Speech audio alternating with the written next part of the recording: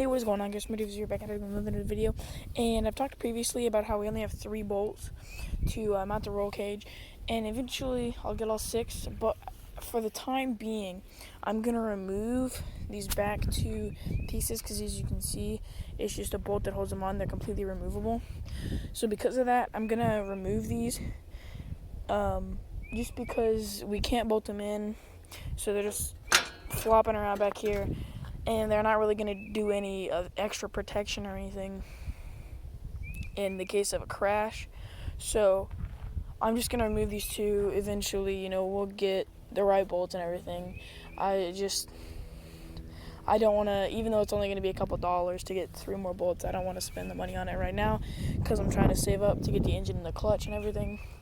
So yeah, I'll be back in a second once these things are removed. Alright, well, that was an awful idea. Another idea of mine that didn't work out at all. The screw's not threaded all the way, so you can't. So if I put the screw back on, the whole thing will flex way more, and that's not great. So I guess I'll just have to leave it janky until I get the right bolts. That's a rip. Alright, I've got that reinstalled. A couple of 9/16 wrenches, did it no problem.